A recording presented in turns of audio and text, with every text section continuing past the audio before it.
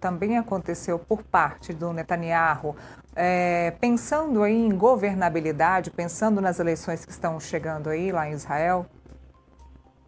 Eu acho que fragiliza a posição dele dentro da própria coalizão. Então ele vai ter ali aqueles ministros dele, como o Bezalel Smotrich, o Itamar Ben-Gvir, que ajudam o Netanyahu a segurar o próprio governo, que acreditam num discurso mais belicista, mais radical, que estão longe de aceitar a negociação para a criação de um Estado da Palestina. Mas, por outro lado, o Netanyahu ele estava no momento de precisar ouvir as vozes das ruas, e essas vozes elas pediam principalmente a libertação dos reféns.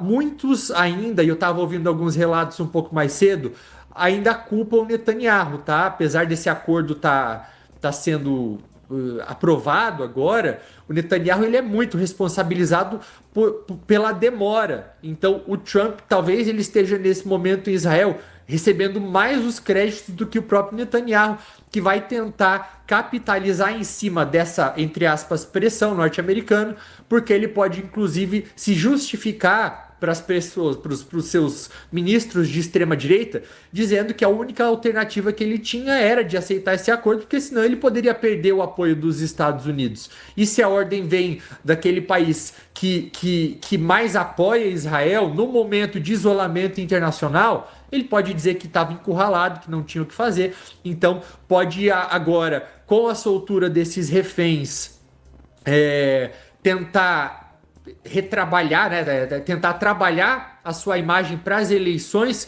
que vão acontecer em breve e tentar continuar no poder, porque se algo foi mostrado pra gente ao longo da história é que não dá para subestimar o Benjamin Netanyahu. Ele é aquela figura que você acha que já morreu, não, ele ressurge das cinzas. Netanyahu é fênix na política israelense.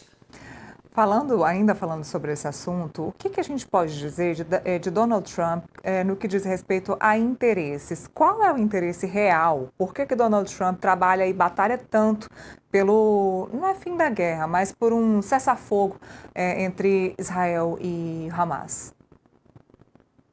Interesses diferentes. O primeiro deles, por se tratar do Trump, eu coloco nessa ordem, tá? Mas eu diria que ego. É absurdo, né? Uma guerra que deixou tantos mortos. A gente está falando de pelo menos 70 mil só em Gaza, os números menores.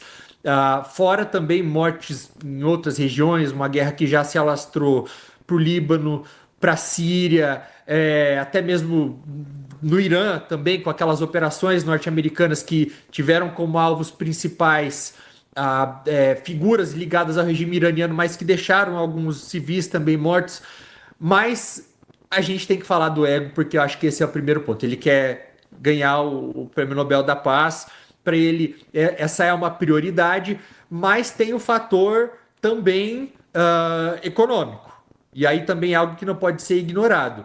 A partir do momento em que a guerra ela começa a respingar também para outros territórios com os quais os Estados Unidos eles têm relações econômicas muito próximas, como é o caso ali, por exemplo, do Catar. E vale a gente lembrar também que algumas semanas atrás Israel fez uma operação contra o Catar, onde estão as maiores bases norte-americanas, bases militares do Oriente Médio.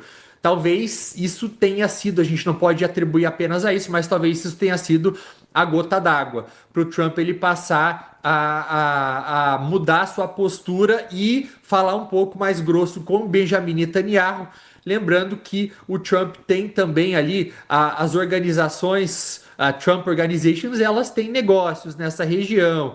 A maneira como Trump faz política, ela e é curioso e é irônico a gente falar isso, porque os Estados Unidos, apesar de todas as falhas, são uma democracia, mas o Trump ele leva a política de uma maneira muito pessoal, muito parecido como esses regimes, essas autocracias do Golfo também fazem política.